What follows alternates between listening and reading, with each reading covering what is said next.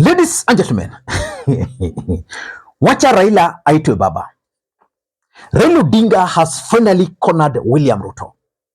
And I can assure you, William Ruto is not going to have an escape route over this oil scandal. And there will be no escape route. There will be no escape route. And if you want to understand that William Ruto is actually cornered, listen or pay very close attention to the reaction of his key allies. But let me play for you this clip of Kimani Ichung'wah, the majority leader. And I want you guys to pay very close attention to the body language of Kimani Ichung'wah, the tone of his voice, and the way he's trembling while trying to explain a lot of things to Kenyans. Issues permeated in our economy out of state capture. Because we drained our foreign exchange reserves. $2 billion was taken away from our foreign exchange reserves, put in a private commercial bank to artificially prop up our foreign exchange rates. That's why the dollar versus the shilling, against the shilling, was trading at 120, 125 on average, artificially. The G2G arrangement came to resolve a serious, very serious problem that existed. Kenyans, we recall, we were queuing up in petrol stations. Oil marketing companies could not access dollars. They need about $500,000 every month. That is the respite they got when they got the 6 months credit period. They don't have to look for $500,000 every month. Kenya, I said, we need and we must, as a country, have a commission to deal with state capture. Be it a judicial commission of inquiry or whatever commission we can have in place to deal with the question of state capture over our economy. And let me say, because I've heard the former president saying people are petty. One, it is a fact our economy is not doing well. It is also a fact that our economy did not stop doing well in the last 1 year. Our problems with our economic problems go back years during his regime. That is a fact of life that Uhuru Kenyatta will never run away from. It is a fact of life that state capture, corruption, and massive looting of our economy destroyed this economy. I've heard my former president saying that there are people who are selling fear to him. Let me tell him, the last person or people to sell fear, their term in office ended last year in August. This administration has no business selling fear to anybody. By saying what is true, the truth, speaking truth to those who think nobody should ever speak truth to them. I spoke truth to Uhuru Kenyatta when I served as his chairman budget and appropriations. And I told him what he was doing for the economy wasn't good. He ended up threatening me and chasing me away. I will speak truth to Uhuru Kenyatta even today. I will tell him, Mr. President, Mr. Former President, please have no fear. Nobody is interested with you. But we're only interested in Kenyans knowing the truth. And my position on having a state capture commission on the state of our economy is a position I have taken based on information and knowledge of what has destroyed our economy. Because this economy has principally been destroyed by state capture. I would want Uhuru Kenyatta today to look Kenyans in the eye. Tell Kenyans that he did not deplete our foreign exchange reserves. From that clip alone, it is now clear that Raila Odinga has finally cornered William Samoei Arap Ruto and is actually demanding for the resignation of two key allies of William Ruto, the Cabinet Secretary for Treasury and the Cabinet Secretary for Energy. Mr. Chirchir and National Treasury, CS, Njuguna and Ndung'u have certainly committed criminal offenses, abused office, and gone against the Constitution.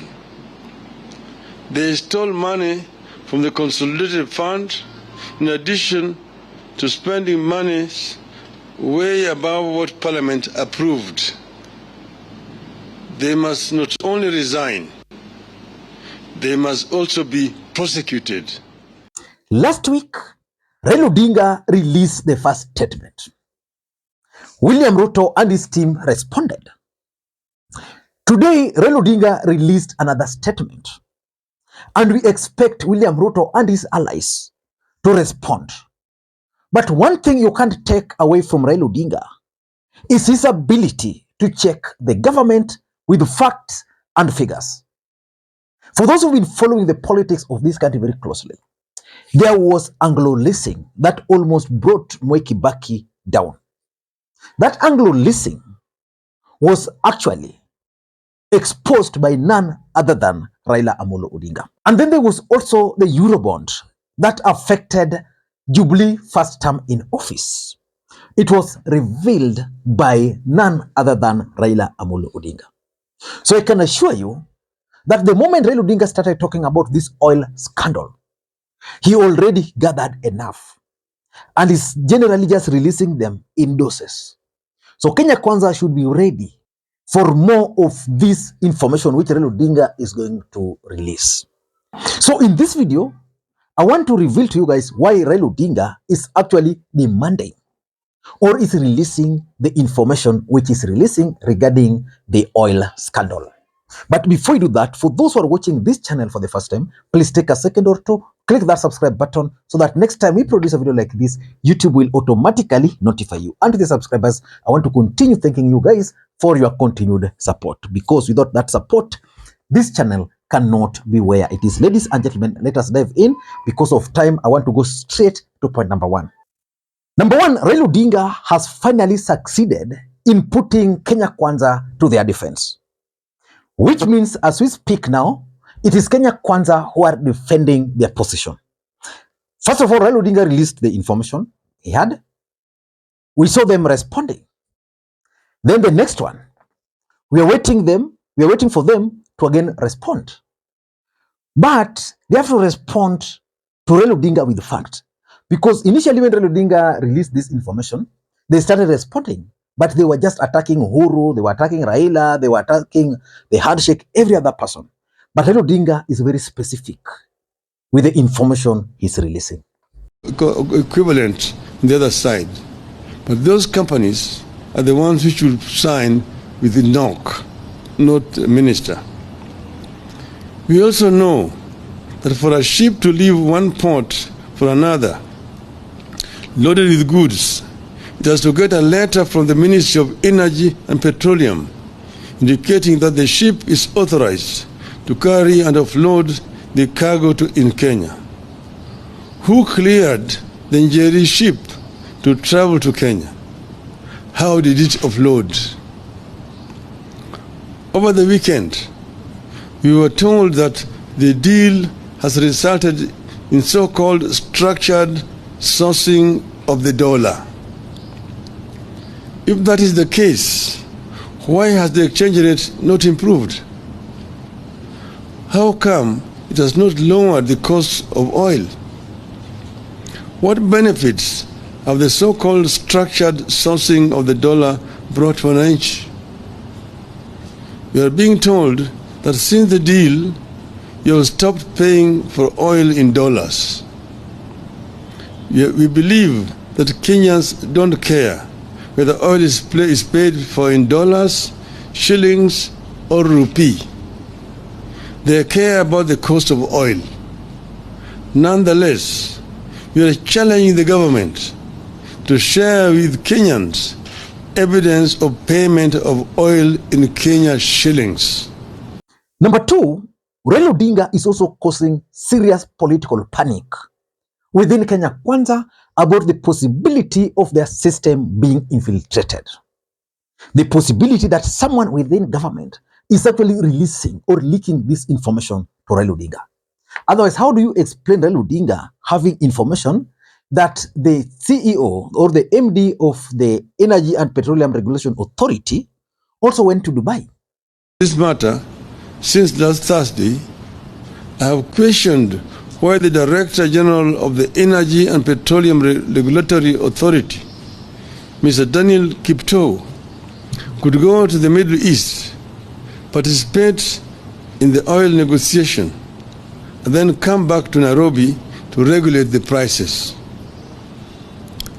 How can EPRA be a player and a referee at the same time? Which means probably Raila Odinga has narrowed it down to that individual and he may have more information about the specific individual and the role he played while in Dubai. And I can assure you, those in government who are involved in this deal are not going to sleep tonight. They are going to figure out how they are going to deal with the emerging issues. In fact, someone was telling me that yesterday from Bomet, William Ruto went to Dubai on his route to Germany just to try and make sure that things are in place. So that number two. Number three, Raila Odinga is now finally taking the war to the court of public opinion. So it's the public who are going to decide that between Ruto and Raila, who is telling the truth. I did a video. I made a tweet on Twitter. I posted some tweet on Twitter, and that tweet is getting serious traction. Let me just read it for you. What I posted on Twitter earlier. Where is it? Let me just get it. Okay, this is what I posted. That when it comes to truth, Kenyans are inclined towards Raila, and when it involves falsehood, they tend to favor Ruto. So it means now Kenyans will now decide between Raila and Ruto who is saying the truth. So Raila is taking now this issue to the court of public opinion. That's why if you go to Aaron Cheriot Twitter handle, he tried to comment on this. Kenyans are attacking him like this. Kimani Ichung'wah, in fact, Kimani Ichung'wah's statement, which I think I analyzed the other day, if you check the comments there, 90% people were attacking him. And people now believe that Raila Odinga is actually on the right on all this situation. And lastly, if you ask me, the question about corruption in Kenya Kwanza is also now coming out. Moving forward, Kenyans will start questioning Kenya Kwanza deals because this is just one of them. Remember, there was that edible oil scandal, which is still just gathering some dust somewhere. So by the time these guys will realize, the entire country will be ganging up against Kenya Kwanza because of corruption. I don't know what you think. That's my take. Until next time, this is Lee Makwiny. Bye-bye.